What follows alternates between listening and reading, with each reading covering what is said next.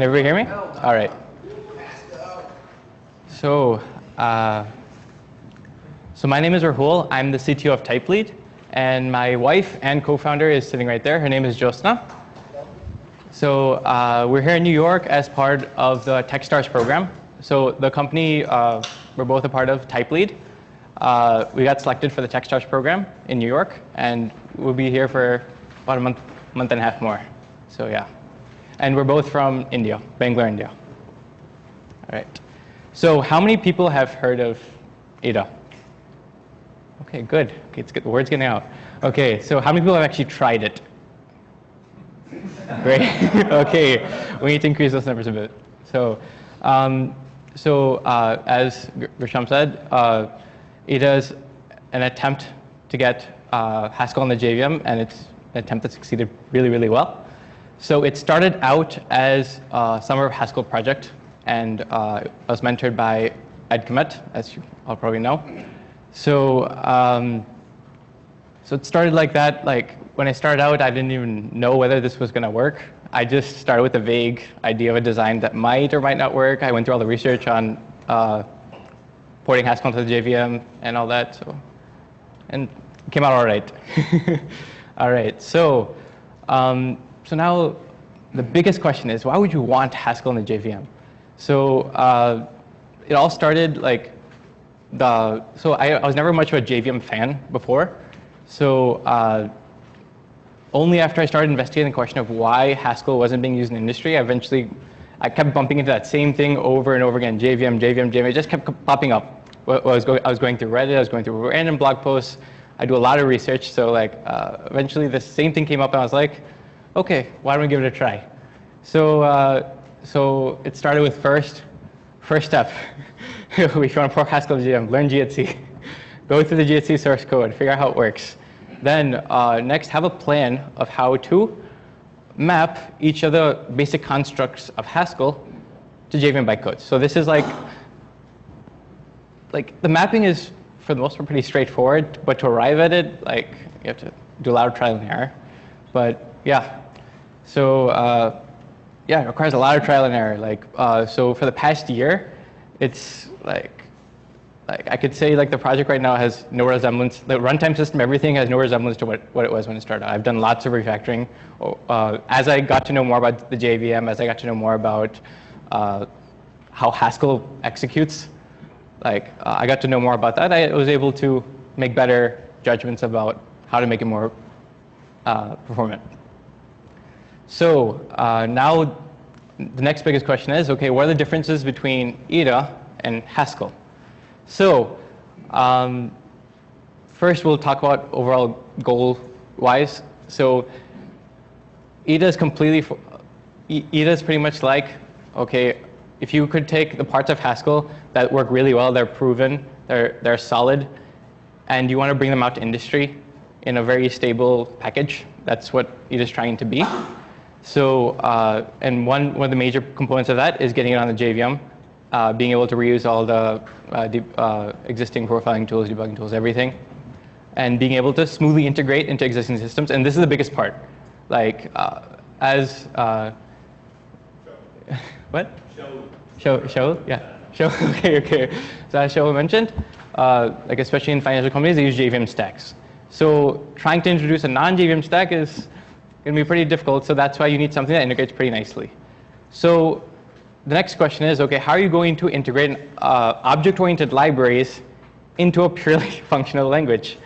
So that was probably the toughest part, like trying to figure out a way to make the two work without breaking the nice properties that Haskell has, like purity and all this stuff. So so what we have in Eta is called the Java foreign function interface. So it allows you to import Java methods as Eta functions, but not just not pure functions, as monadic actions, as you normally like that's a typical standard technique to handle impure stuff in a pure language, right? Okay, so to get you, so how many of you guys are familiar with Spark or have worked with Spark? Okay, decent amount. So I'll start off by showing you probably the one port that actually really stressed our FFI mechanism, which is Spark, because it makes heavy use of generics and all of this crazy stuff. So you guys can see my screen, right? So as you can see, There we go. There we go. So now, Spark exports a Java API. So what we actually did was for one of our clients actually back in India, we do have clients who use Eta. So we actually were forced to kind of write some Spark bindings in order to at least start getting Eta into their company. So this is kind of how the bindings look like. Okay, this is a high-level binding. Let's go to the internal one. Okay, this is how the interface looks like. So you'll see lots of type class constraints and all this kind of stuff. So so basically how the interface works is that we have a thing called the Java monad. So how many of you are familiar with the IO monad and the internals of how it works? Okay, great. So basically how the IO monad works is it tries to sequence your program using a fake state token. So this state token gets, let me write.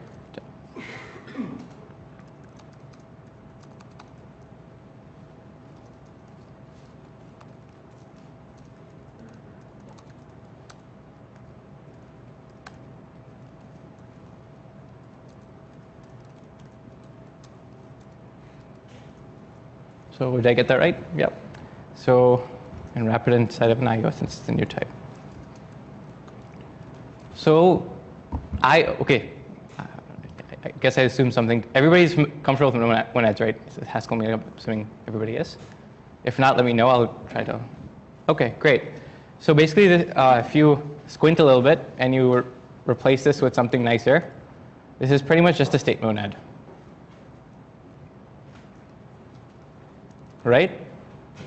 Now let's say, so what happens is at runtime, the GHC runtime pretty much, actually the compiler will compile out these state tokens so they don't exist at runtime.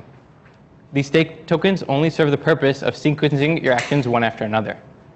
So I started with this base concept. I was like, okay, now how do we try to somehow map this to objects? So how do objects work? Objects have so classes have a concept of instance methods. In the instance methods, you have an implicit object always available in scope, and you can access it using the this keyword. Is everybody here familiar with object-oriented programming? Assuming you are. Okay, so you have access to this or self, whatever language you're using. So whenever you have some implicit state that you can access, you abstract it out using a state monad, right? So in order to get to the Java monad, replace the state with an object token.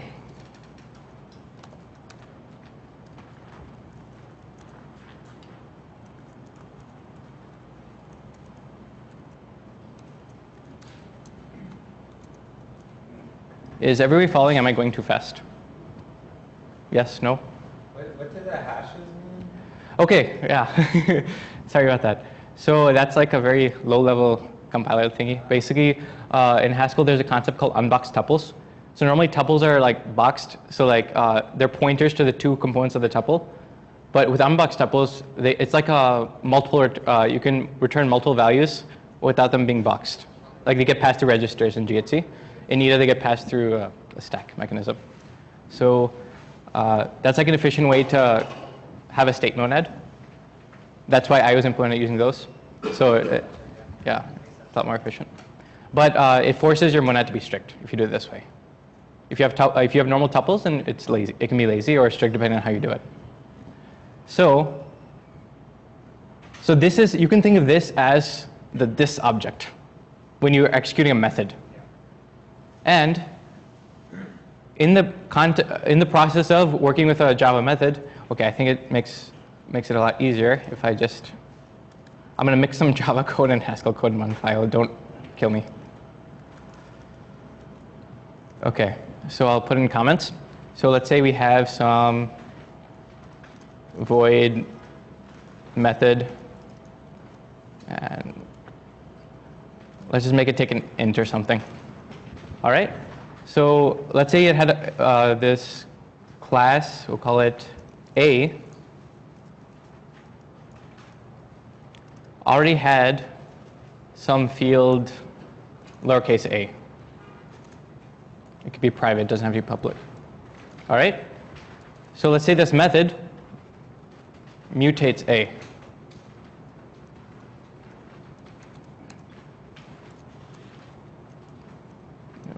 Got this reversed.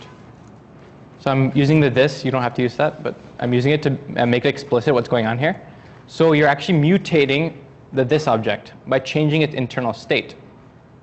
So typically when you have a state mode, now you can access the components of the state, right? But in this case, you're treating the entire object as an opaque state object where you don't have access to the fields. You just know that something's changing. So a Java action starts with an input this, and then returns a modified this and some return value. In this case, the return value is nothing, but let's say I make it an int. Say it returns b. Okay? All right. So in this case, the A would be, OK, so let me just write out how you'd actually import this in something like Eta. So for an import, how many of you guys are familiar with making C bindings? OK, great. All right, so the only difference is, OK, there's many differences because it's an object-oriented language. But you start by using Java. We typically use unsafe because it has better performance. But you would use safe if you're doing like blocking operations or something like that. So for now, we won't worry about that. We'll just pretend it's there. So we're going to import, say, method. OK? And now we need to give this a type. So how are we going to give this a type? So it takes an int, right? This method. It takes an int, and it returns an int. And now you might be wondering, I've had a C here for a long time, and I haven't explained what this is. So let's say you're in this class, class A. You have to know which class you're in, right? There could be a class A, there could be a class B, there could be a class string, or some abstract factory, whatever. So you have to know which class you're in. There's some implicit, yeah? How do you deal with unsigned? Unsigned? Yeah. Unsigned. So we can take that offline. That's like a complicated question. So,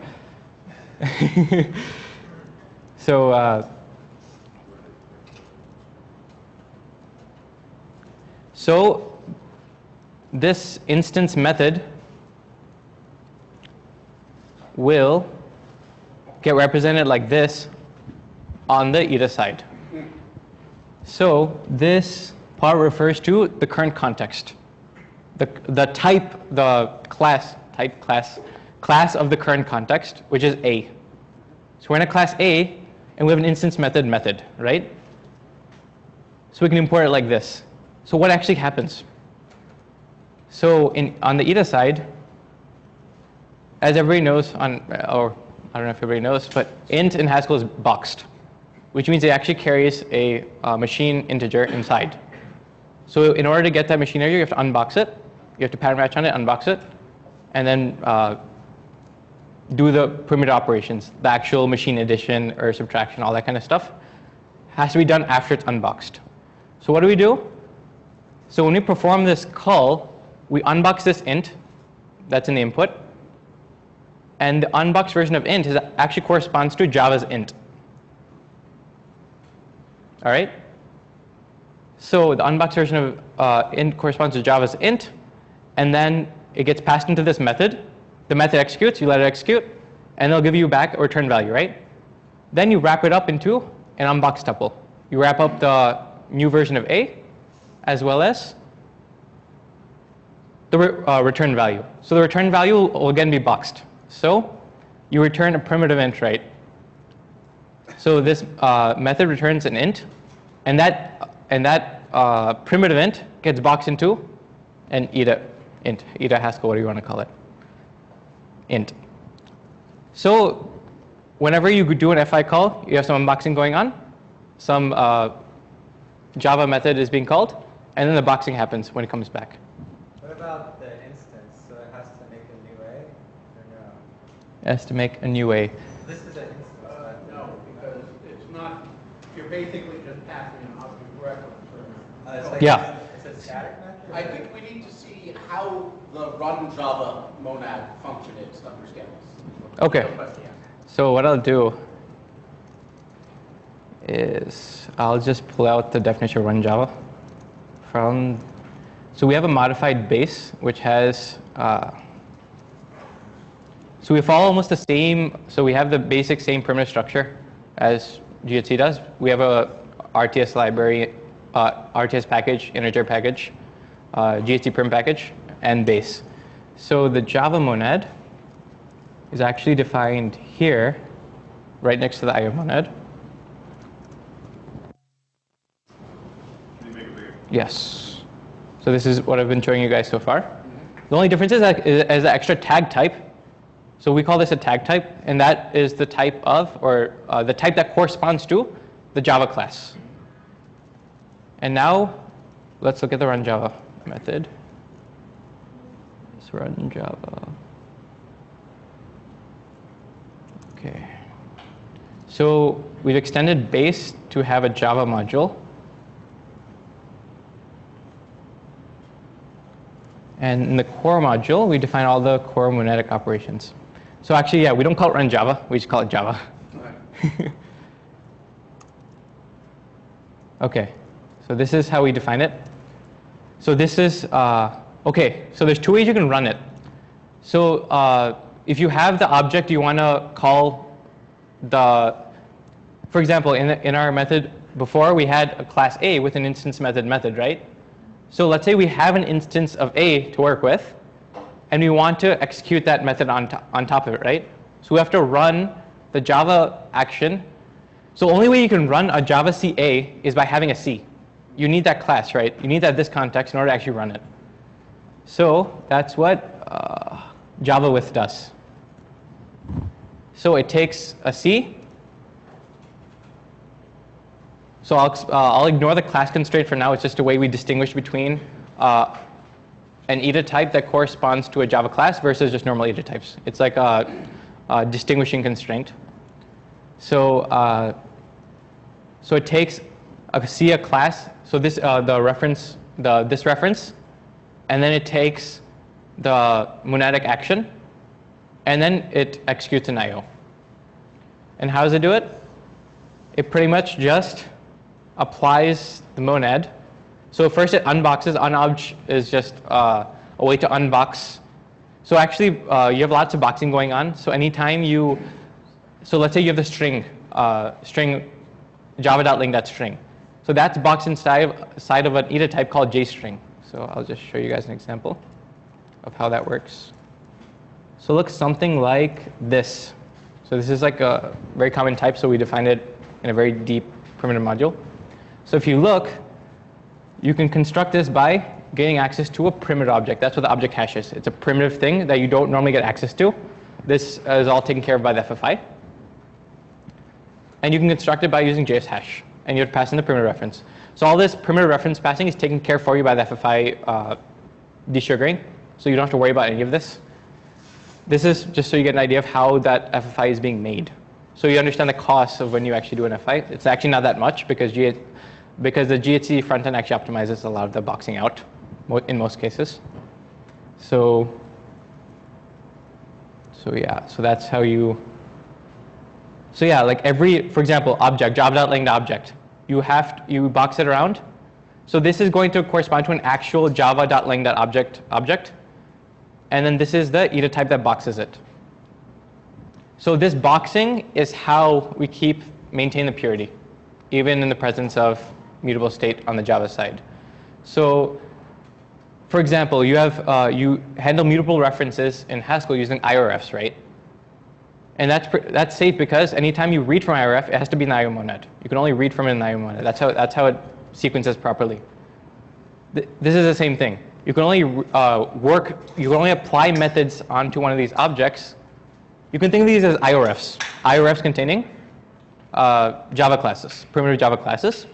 And the only way you can actually call methods on these, because calling methods are impure, right?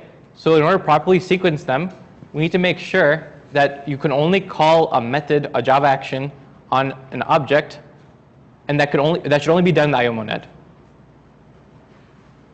Are you guys following? Yeah? There were a couple of pure variants. Should those be considered unsafe? Yes. Actually, there's a issue on the repo that we should actually label unsafe with them. Yeah, definitely. Yeah, they're definitely unsafe. Like, for example, Java.lang.string is immutable. So if you look in our standard library, you'll find that we don't use the Java monad when we just show you the example.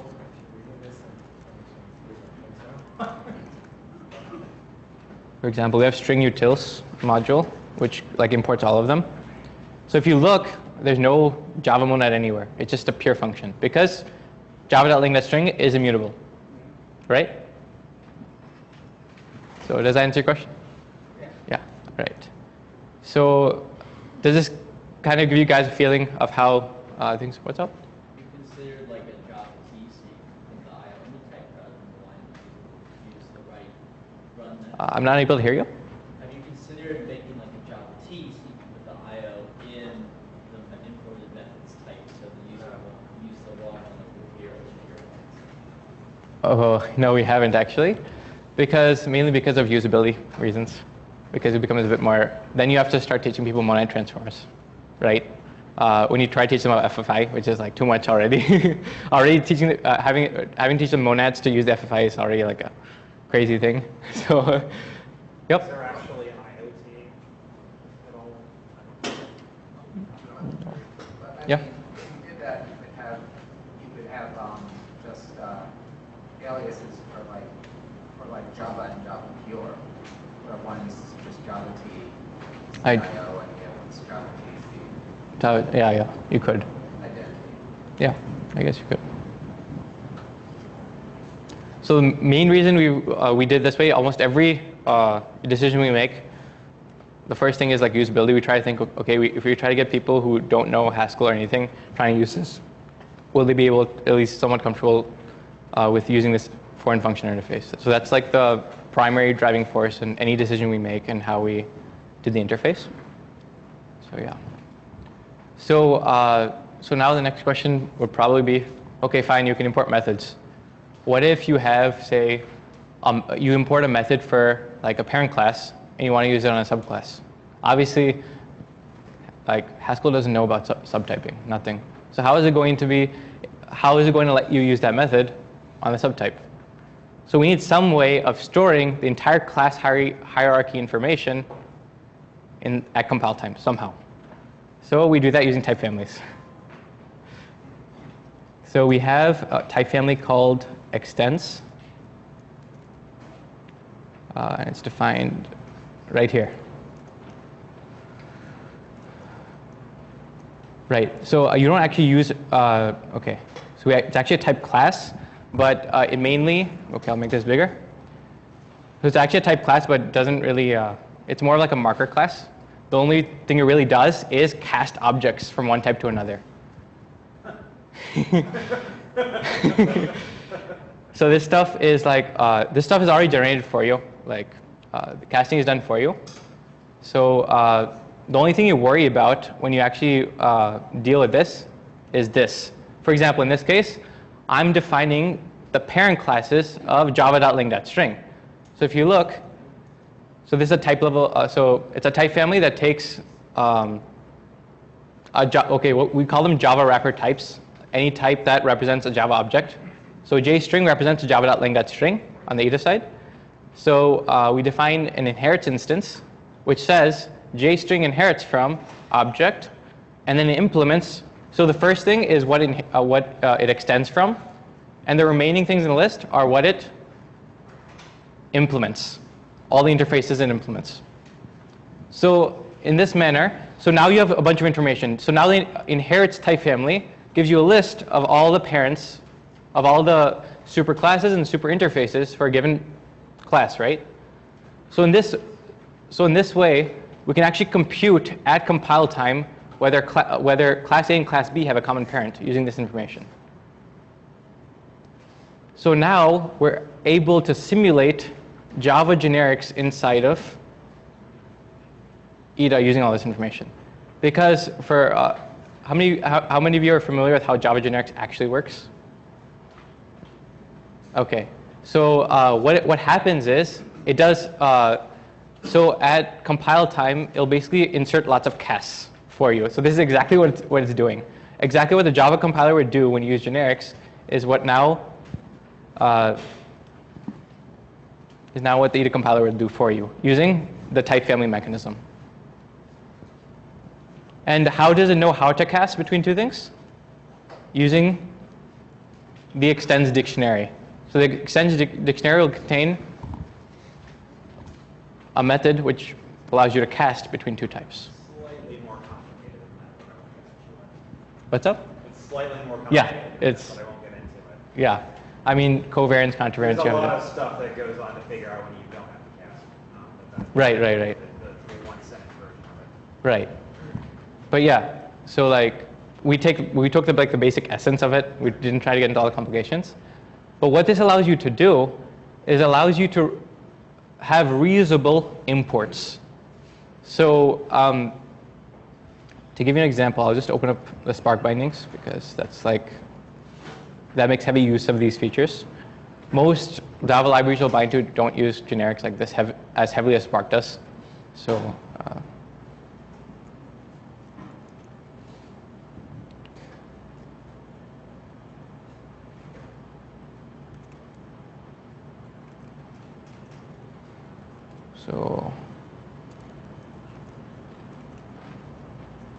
let's take a look at this.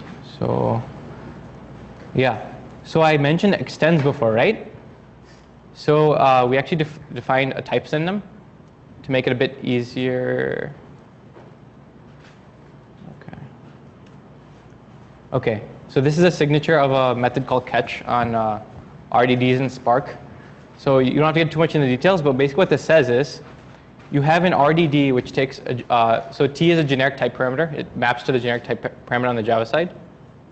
So you're calling a method on a Java RDT, and it returns a Java RDT, but there's a constraint here. T is a subclass of object. So this is this operator means subclass of.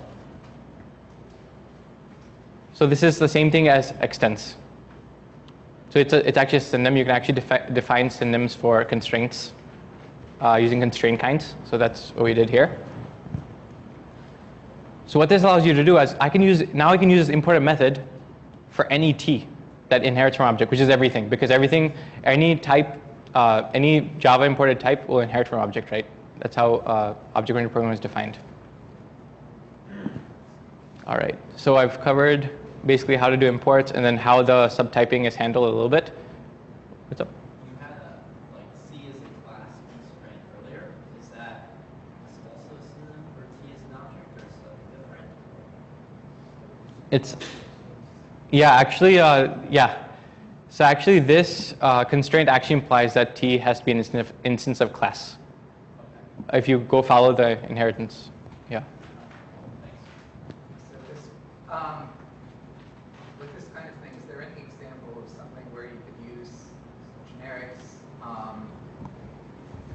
that actually use a Java class to deal with Eta defined types, or? So you mean, okay, so you've defined types in Eta, and you want to use it as a type parameter. Yeah, and put them in, say, a Java container or something. So there are people who try to do that, but right now the compiler doesn't allow you to do that. Because of this constraint, this pretty much prevents you from trying to put Eta defined types inside of containers. But we may relax these conditions. We're trying to avoid, we're trying to keep a strong barrier between the Java side and this side to make sure we don't leak anything. So we don't know the consequences of doing something like that, allowing users to put Eta objects instead of Java containers. We don't know what will happen. So we don't know if that breaks any rules or anything yet. We probably will spend some time think about it, and if it sounds like it's not going to be dangerous or anything, we'll probably go ahead and do it. So actually, we had a guy who came forward and was trying to define monad instances for the option type in Java 8. So he's trying to import the flat map function and trying to use that to implement an instance of monad for option t, which is the inherited one.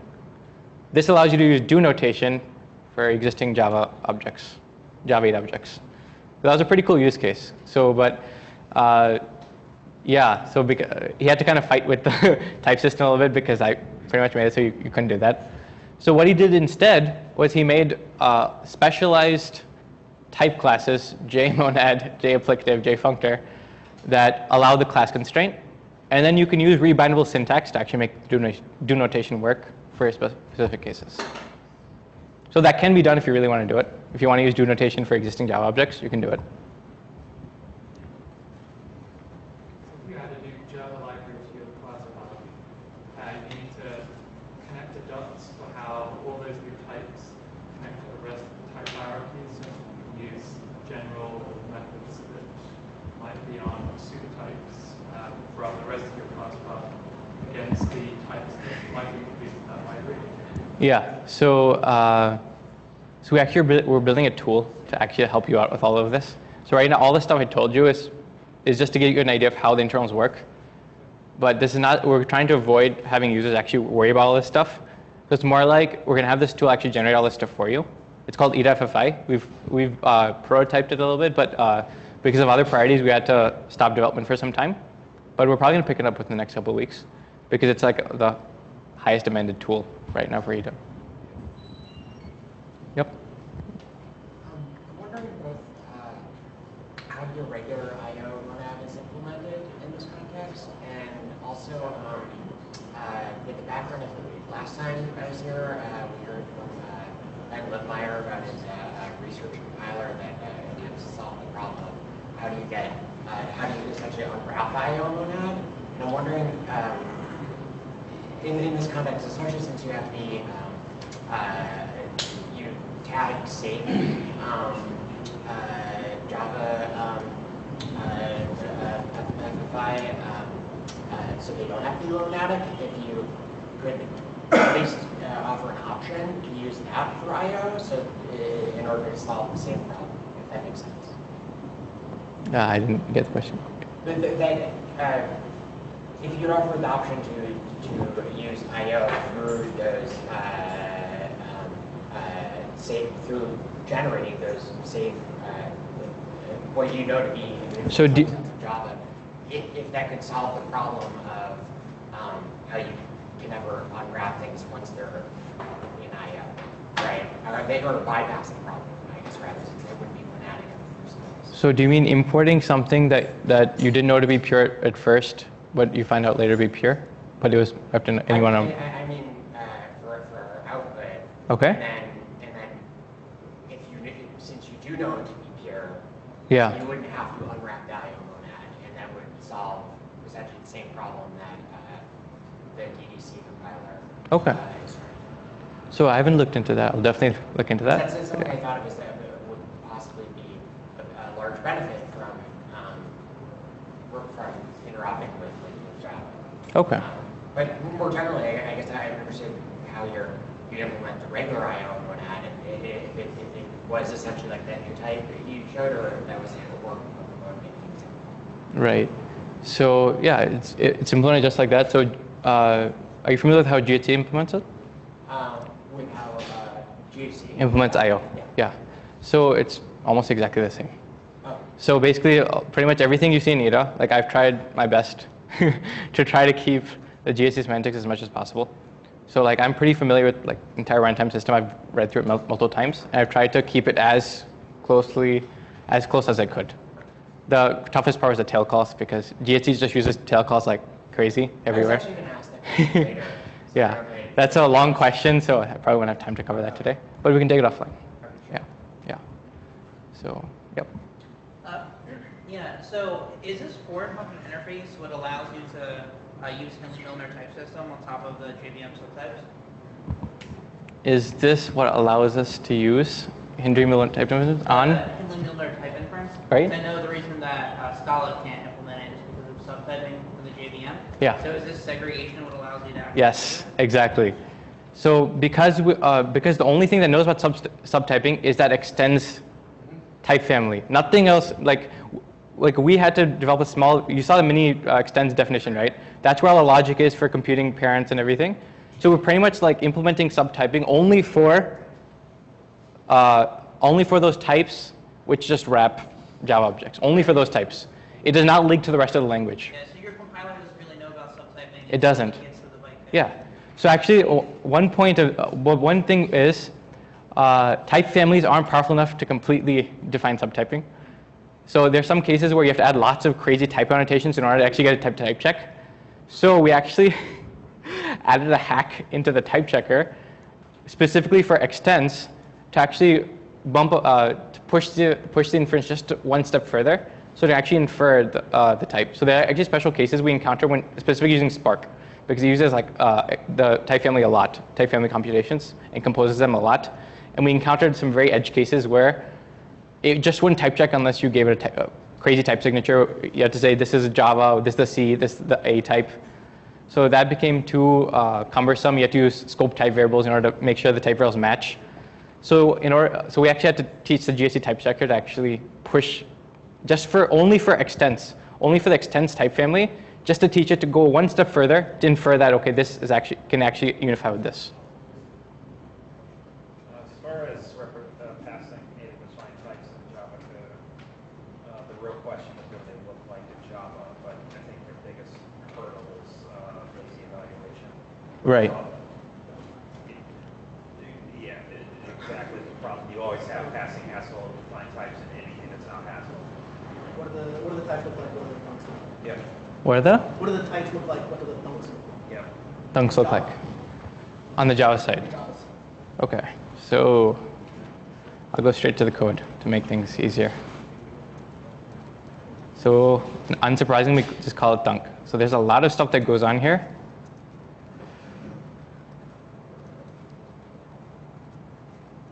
So this is what thunks look. So basically, every Eta object will get generated to a subclass of a type called closure. And a closure is something that can be evaluated. So it's like a generic thing that it's like a parent class for all Eta generated types. So now there's two major subclasses of this: thunk and value. Value is like an evaluated data constructors. That kind of stuff will come under value. Data constructors, functions, partially applied functions. These will come under values. And thunks will be anything that's not evaluated yet, and will eventually store the evaluated value in this indirect object. And trying to get this to be thread safe is like the biggest pain in the ass. Like I've had to debug many runtime things because I didn't get some of these things right. But yeah, this is the basic implementation. We use a bit of sun.mist on safe a couple times to get some performance out of this, but we do have an alternative. So on Android, you don't have access to some of the internal Java libraries. That gives you high performance atomic compare and swap operations. So you have to get around it using other things. So we actually recently we implemented something in the compiler that's compatible with Android and Java wherever it's available. So I'll use a more performant compare and swap when it's available, otherwise I won't. What is your minimum Java version, JVM version to support? So 1.7, and actually we can go back to even 1.6. 1.7 only because we don't use any of the new features. We don't use method handles, we don't use any of that. If you have to support 1.6, your method handles are gone. Right. So yeah, we've always kept an eye towards Android a little bit. So like we've tried to avoid using any of the new JVM features, so we break that support. But I think in the new versions of Android, they're actually supporting some of the newer JVM features, so it might not be a bad idea in the future. But for now, we're just staying away from that stuff. And it turns out the performance is actually not that bad. So let's step away from all the details. I'll speak a bit high level now. I'll try to wrap it up. I think I'm running a bit over time. So at the high level, So I just want to tell you guys where Eta is at. So we can actually run, how many of you guys have used Servant, love Servant? So you can actually use Servant in Eta right now. So I'll show you an example. So it'll probably take forever to build this because it depends on lens. But but yes, lens compiles a teeny bit faster in Eta just because we don't do that many optimizations on the backend side, because we have the JVM to optimize things for us. So, yep. So this is just the Servant example program combined with the Servant docs API that allows you to generate docs for your API type. So this actually does work. You have to take my word for it right now because I won't be able to build this, but it does work. And yeah, so we're at this stage. But the thing is, we're still, and I'll show. I also want to I'll go fast. So I want to explain this. So this is how we handle compatibility with Hackage. So we have a repository called Eta Hackage. This is where we store patches to Haskell libraries that have CFFI that won't compile in Eta right now. And what we do is we replace those CFFI with JavaFI. So I'll just show you a quick example of what that looks like. So actually, a vast majority of these packages have nothing to do with FFI. They're due to small differences with just build tools. So we actually use a slightly modified version of Cabal in order to support the JVM ecosystem, and that also knows about these patches. So when you actually install packages, it'll first search for these patches. It'll basically clone this repository, and every time you install, for example, let's say I'm trying to install file path 1.4.12. So as you can see, there's a patch for it here. So because there's a patch for it, it'll get the source tarball from Hackage. It'll apply this patch on the extracted tarball, and then it'll build. So we're pretty much intercepting that build process using that custom build tool.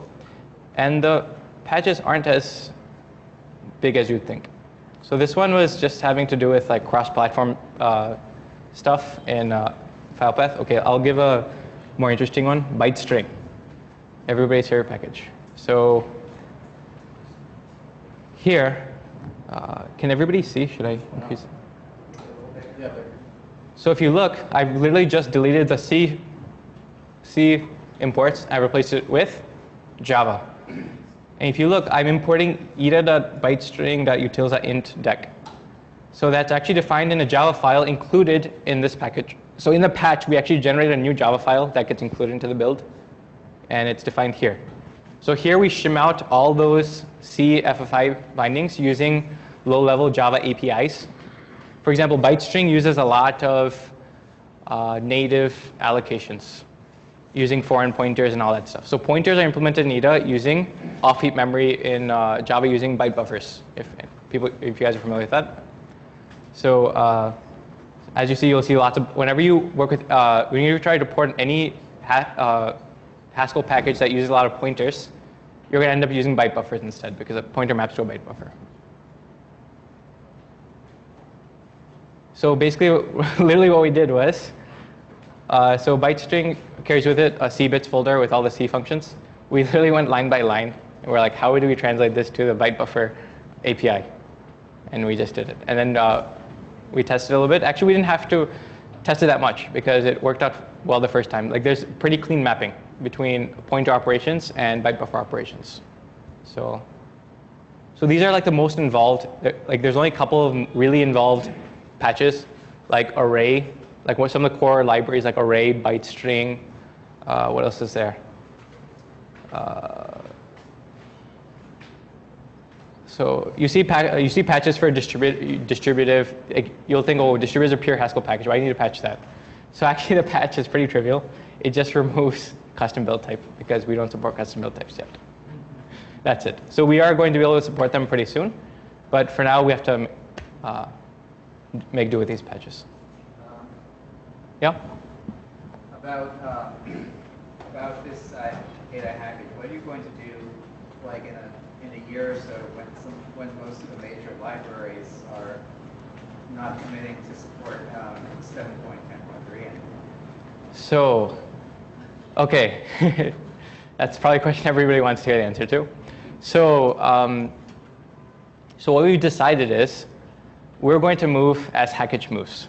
If Hackage decides, okay, we're going to use these extensions and they're going to be really useful for practical applications, we're going to follow them. We're going to backport the extensions. So we already have that plan. For example, like there's already some extensions we really think we should be implementing at some point. We just need some time and yeah. So for example, strict data, applicative do. So these things are pretty much guaranteed to be needed at some point. It's just a matter of time. Yeah, and some of the advanced type system stuff we're trying to avoid simply because we're not too familiar with the internals of the type system in GHC8, which had major changes. That's the main reason we're not going into that right now. But once you get more comfortable, yeah, why not? Yep. That technical stuff's really cool. Thanks. I was wondering like what the business side looks like. And you have a new name for like kind of lead kind of psychology and the reputation of Haskell.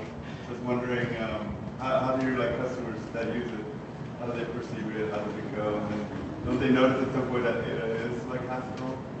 So it's not like we're trying to hide that it's Haskell or anything. It's just the first impression should be, okay, it's Haskell.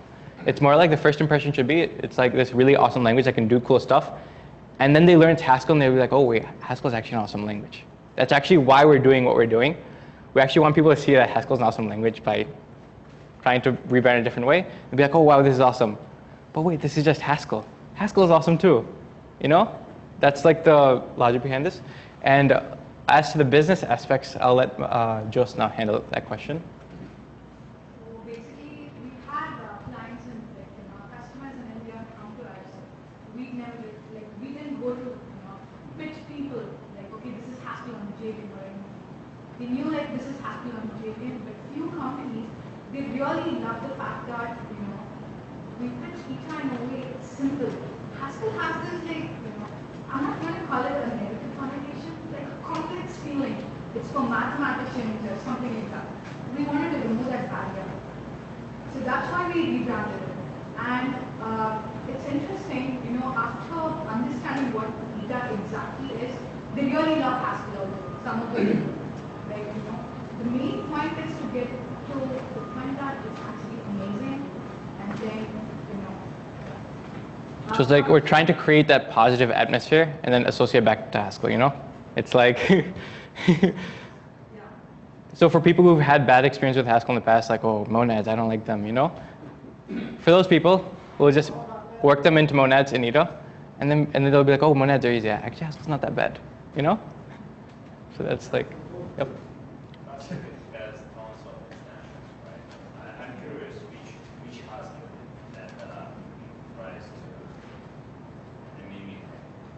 Which possibilities is it Haskell 98 or I've seen the Haskell families, right?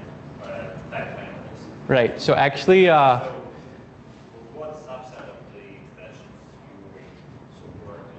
Okay. So we support pretty much all because we reuse the GHC 7.10 template front end. We use all of it, and we do have a proposal up for actually making a bunch of the extensions default simply because we use them. So, for example, type families.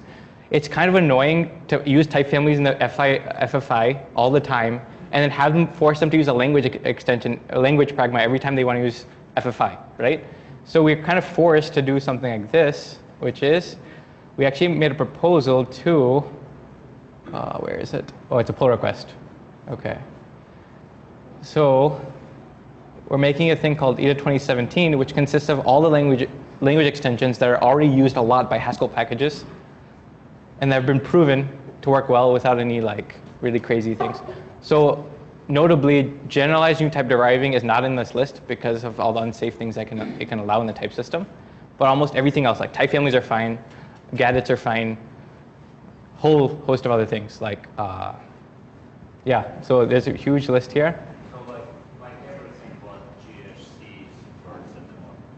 Pretty much. So except for whatever new extensions GHC8 added.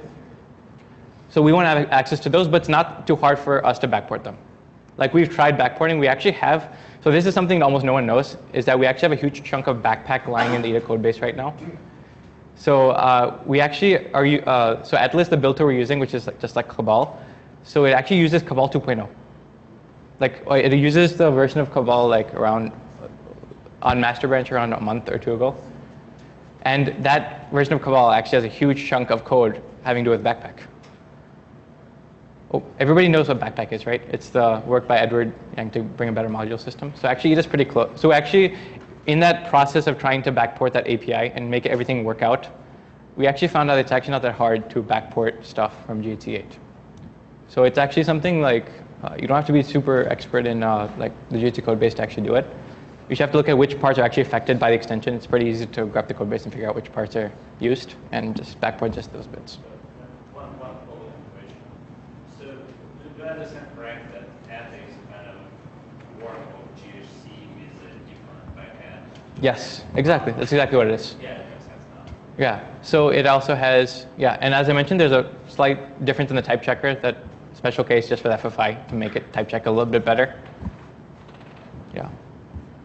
Are people using Eta in production? What does it look like in production? So I think Justin can take care of that. Now, we're actually targeting medium level startups. We are actually using it for data processing.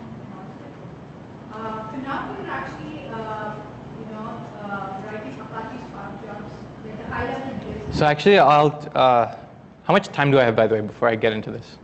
Should probably take another 15 minutes. 15 minutes.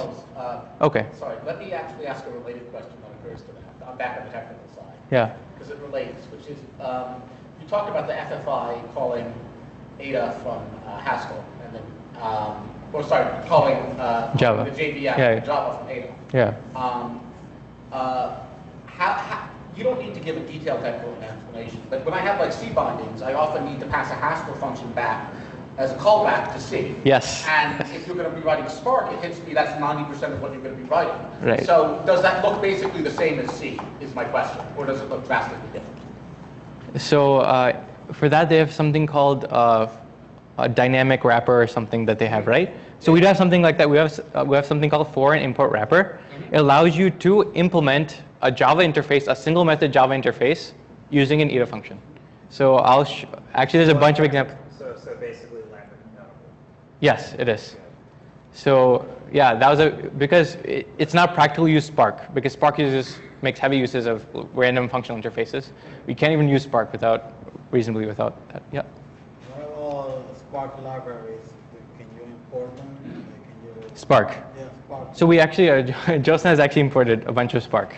So you can actually use it right now. Like another point is, what do we do with those Eta packages that only like bind to JVM libraries and write a high-level wrapper on top?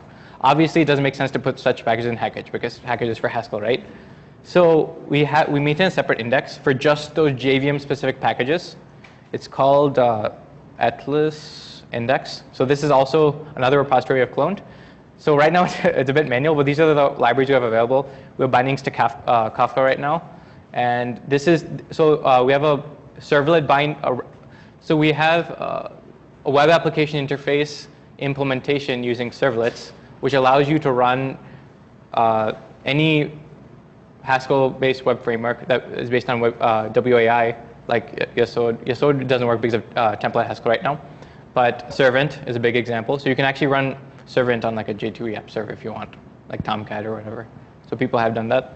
So and then we have JDBC bindings, so you can bind to any SQL database. And then we have Spark bindings, which was done by Josna. So it does cover most of the API. So I'll show you a little bit of what that looks like, especially the parts that Grisham brought up, which is about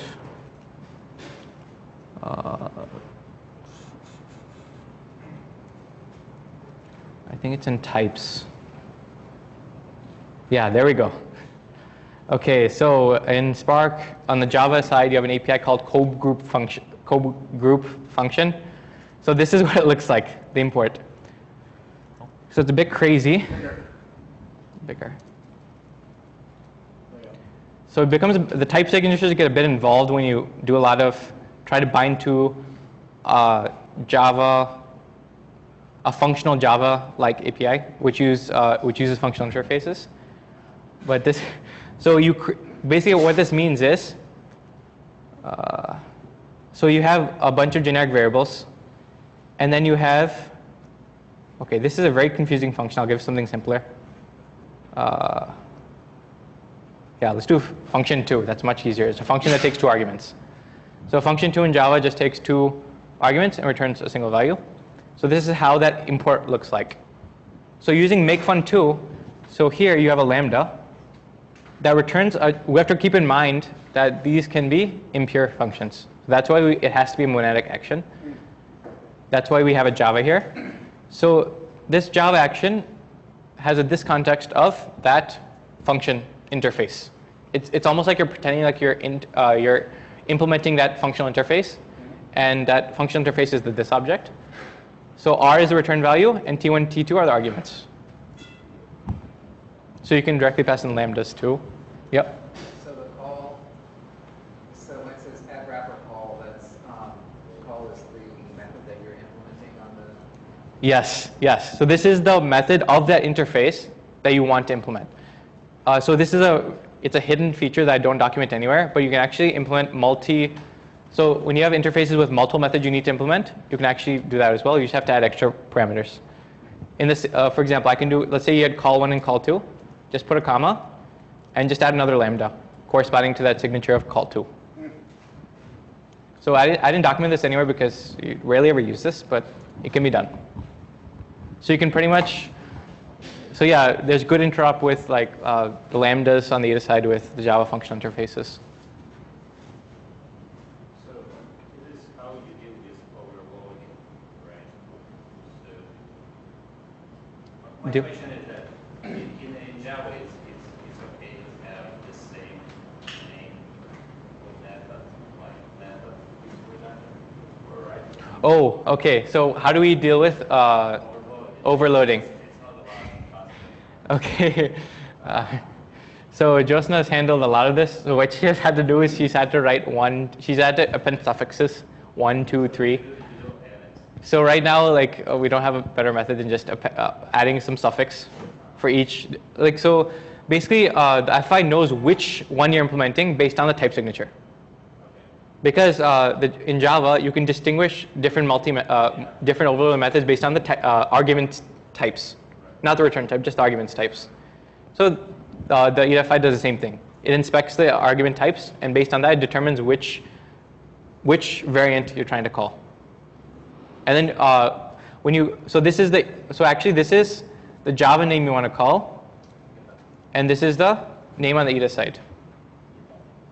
So what was the original name? Yeah, it was just call. Here we made this more like Haskell-y, make, MK. Yeah. Yeah, so yeah, it keeps going down. Fun 3, fun 4, so on. Yeah, fun stuff. So to make this a bit more interesting, we'll show you one of the things we wrote for our clients. So we actually wrote a DSL on top of Spark to process JSON logs. So this is, I guess you could say, the punchline of this talk. So this is inspired from Servant. So basically, the problem was they had like a JSON log stream, and they wanted to put this into a structured SQL database. So we needed a way to quickly map the JSON to each of the columns. So this actually, we've represented the table specification as a type, inspired from the same, inspired by Servant. Servant represents your API as a type, and this represents your database schema as a type. And it uses type level strings to, as people said, finance is the best place to get functional programming. This is actually a payments company that we're working with, as you can see from the names. So this is a giant table with like 28 columns. What? Probably not enough. Yeah, probably not enough. Yeah. So this is like the specification as a type, and this is the implementation. So this is actually reading session data. So if you look, so this uses ASIN to parse the JSON. So basically in this DSL, okay, there's some helper functions we use to make it easier to read. Basically, these are all, if you're probably familiar, these are all ASIN operations, and we've written some helper functions, and then we represent everything in terms of that. So basically, Docker. Okay. So basically, we represent. So right now it's a bit messy, so I'm going to split it up. So this is the type, right? And this is the implementation. So this column corresponds to this column. Just like how in Servant, like the first component of the API type corresponds to the first implementation. So what you're doing, so in order to get, say, this column, so it's a bool column, so it's going to translate, down the line it's going to translate to a boolean. And what happens is this function must be something, using some type level programming, we determine that this function must be something that returns a boolean, a bool. Otherwise it won't type check. So we make a very type-safe interface to take an input JSON stream and convert it to a type-safe database schema. And the cool part is, so in Spark when you do this, you actually have to, so this has to interface with Spark SQL at some point. So there you have to define a schema type. And the schema type is a Java object that represents at a value level what the database schema is. So the cool part is, so this is the module that's the core of the DSL. It's about 100 lines. So what it does some computation and actually computes. So struct field is the component of the schema. So struct field is actually a Java object. So what we're doing is we're condensing that type into a Java object. So the schema type is automatically generated for you and is automatically passed for you. So you don't worry about all this, all the stuff on the Java side where you have to specify like the exact schema and everything.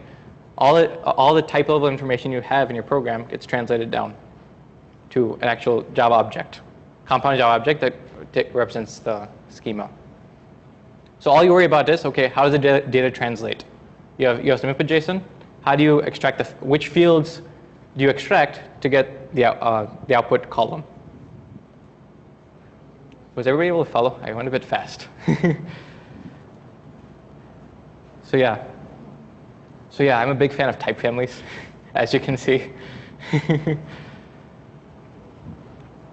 Yeah, so this is where you map like so the types in the DSL to Java types.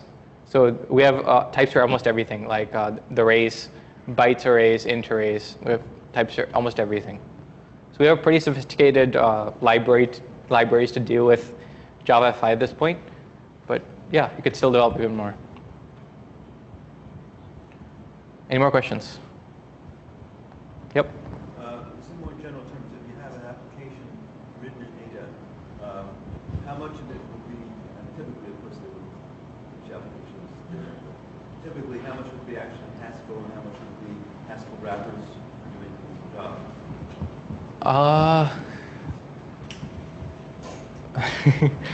So, yeah, that's a very fair question.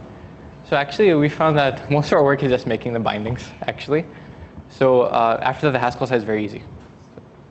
So actually, the Haskell side is actually going to, like, I guess in that sense,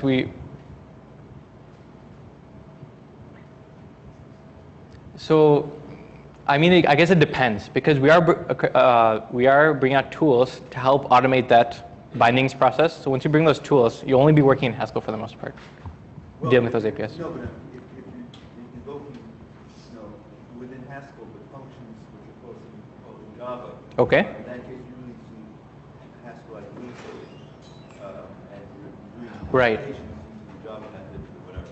Okay, right, like that. So I'm not talking about implementation. I'm talking about the standpoint you're application developer. Okay. And you're writing native. Okay. How much of the code you're writing is real Haskell code, and how much of you are just using Haskell to manipulate Java? I guess it really depends on your use case and whether there are actual Haskell libraries for what you want to do. Like if there's pure Haskell libraries for what you want to do, then you can just use those and get most of your work done the Haskell side only. But one of the biggest use cases of Eta is like if there's no package on package that does what you want, just bind to a Java library, write a Haskell layer on top, and you have your implementation. You don't have to worry about all the fancy internal implementation of whatever it is. Maybe it's a protocol. or something complex that it'll be tough to debug if you had to manually write the bindings on your own, or manually write the library itself in pure Haskell on your own. Did that answer your question? Yeah, no, I think so. Yeah. If I can ask a similar question, Scala has a way to write a functional style also, and Scala is also obviously by initial design with JVM. So how similar would be an Eta program to corresponding program written in Scala? How similar? Yeah, in other words, it's sort of the same kind of thing. You want to have a functional language. Of course, you can write Scala in imperative style. But I'm saying you want to write, functional style Scala. How similar would that be to writing? So I'm not a Scala developer, so probably a Scala developer can answer better. Well, for one, in Haskell, you have type inference that actually works. That doesn't blow up in your face at random points. The short story is that Scala, because it has like full interop with Java, you can almost write Java inside of Scala. The type checker is called like Milner type inference, and it basically figures out the most generic type that corresponds to your function. It doesn't work with subtyping. So because of the segregation here, you get the power of that, so you don't have to write types everywhere, and you get inference and safety and functional fitness. Scala thing, you have to write a lot more types because it has something that's called like colored local type inference. What's it called? Which type inference? Colored local type inference. Okay. And that means you pretty much have to specify return types for a lot of functions that you would need to specify in Haskell. You have to specify argument types. Right. That you often wouldn't need to specify either because they would be overloaded like in Java. So between that, you often have to specify almost as many types as Java, although not always. Okay. Scala also lies, and it is built on the lie that its type system and Java's type system are interchangeable, and it's possible to horribly break things by ducking into the Java type system and coming back out and ending up with weird things that should not happen. Have any of you checked out, I've actually played around on a weekend with trying to get higher kind of types into Java. Higher kind of types into Java. Like, it's actually crazy encoding. Yeah, there's like, so there's people, I think there's a library called category in Kotlin. There's a library called, there's derive4j or something that allows you to get higher kind of types on the Java side. So you can actually, you can make sure that the Java doesn't compile that given program if it doesn't actually work properly. Yep. What with the ambition for use cases of Eta? What do you think will be the best use cases? Best use cases. So, Josna, you have any ideas?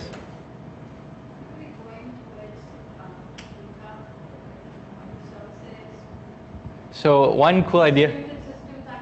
Yeah. So one cool idea Josna had one time. We always brainstorm frameworks. What are some really powerful frameworks we can build in Eta that you can't build in any other JVM language that would just blow away the competition?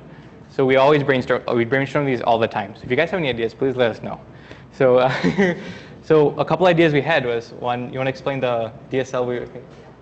So one idea we had was, what if there is a way to, like, you guys see an explosion of big data frameworks. You have so many, and you don't even know which one to use for your particular application, right? So what if you had, you could write your data pipelines once and just have them compile down to all of these different frameworks? So that's one idea we had. We don't know how that'll work. There's already a project called Apache Beam that does this, but it's in Java, so you can imagine how bad the interface must be. But in Eta, it'll be much cleaner to write such things. And another application that we were thinking about as we were playing around with Servant is, what if you could type check? We're also thinking about distributed systems a lot. We want to see how we can apply functional programming to distributed systems, more so than what Haskell's play around with. That brings me to a very important point I didn't mention. All Eta-based objects are fully serializable, and that's why we can use Spark. If we didn't have that, you can't even use Spark with Eta. And we get a side effect of that, which is you can actually serialize lazy data structures and send them over the wire right now, which is something you can't even do in Haskell yet. But it has its own can of worms when you try to do stuff like that, because you might actually be sending a huge thunk, nested thunk, like maybe a huge tree, unvalued tree over the wire without knowing it. Yep. So you said that existing with the customers that you have aren't necessarily existing Haskell users, and they're coming to Eta fresh. So I'm curious, were they considering other languages like Scala or Clojure or other JVM languages, and they decided on Eta for one reason or another? I'm curious what the trade-offs they saw there, why they did. Yeah. So basically, the existing customers, they were experimenting a lot from Scala and Clojure. Scala, they really didn't want to use it because of various reasons. They want to know about it. Clojure, mainly because they don't know types.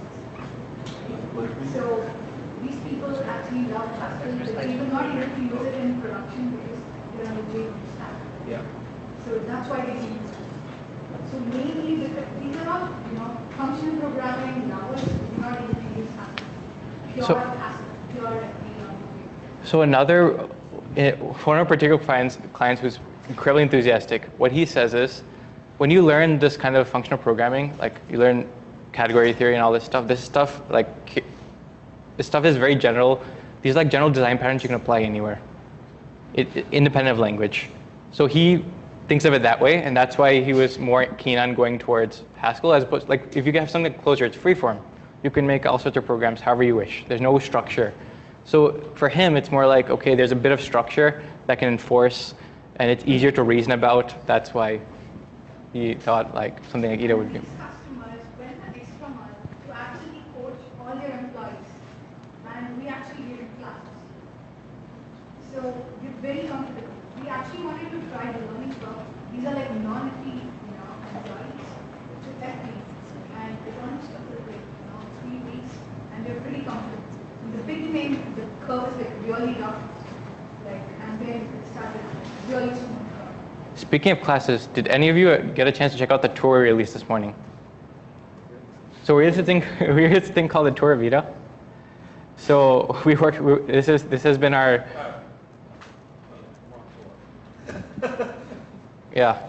So basically, yeah. So basically, we're trying to teach people functional programming from like the basics, because if we're going to get Eta out into industry, the first #1 thing is we have to be able to teach people if they're going to use it, because that's what we discovered as we were teaching these companies, is that we needed like a more broader way to quickly like get people on board and just be able to grok concepts like functors, applicative monads, and all these. So we built a tour. Actually, this ends at monads, and and we are going to release things as we go on. So please, if you haven't tried it, please go ahead and give us some feedback. Yeah, go ahead. The compelling use case I see is if you look at the Haskell web frameworks, they completely avoid most, if not all, of the OWASP top 10 just by virtue of the type system. Right? They avoid what? The OWASP top 10, like the top 10 security vulnerabilities. Oh, okay. Yeah, just by virtue of the type system. They're just not issues. You cannot write normal programs, period. Right. The one problem, of course, is that the Haskell web frameworks previously, you can't run a JVM except that. So if you could, it seems like you could pretty easily create bindings to all of the major Java enterprise web frameworks. Right. The biggest issue is annotation processing. So that's the biggest issue. We can support it. We did try to think of an implementation mechanism where we can actually support annotations within Eta, only for the FFI mechanisms, but it's not very clean, and I don't see why you'd want to actually do that. I mean, we're actually waiting for somebody to come out with who has experience with these annotation-generated web frameworks. Actually, gives a very specific use case of how they want to integrate. If we get an idea of how to integrate, then we can actually start thinking of maybe extending FFI to support annotations. So